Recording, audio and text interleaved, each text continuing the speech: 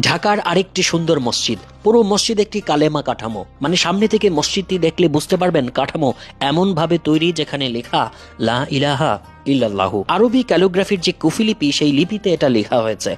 মানে পুরো ভবনটাই আরবি হরফের আকৃতি। বলা যায় মসজিদ কাঠামোটি কালেমা দিয়ে তৈরি।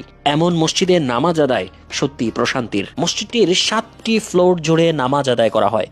শুক্রবার লিফটে ওঠার জন্য মসজিদের সামনে এভাবে সারি ধরতে হয়। রয়েছে মহিলাদের নামাজের জন্য আলাদা জায়গা। মসজিদের ভেতরে কোনো লাইট জ্বালানো লাগে না।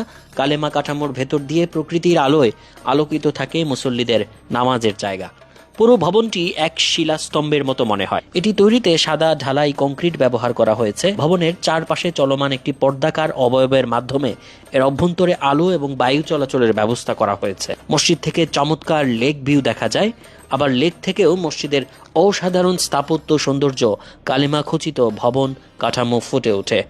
গুলশান সোসাইটি জামে মসজিদ, ঢাকার গুলশান 2 নম্বরের 63 নম্বর রোডে।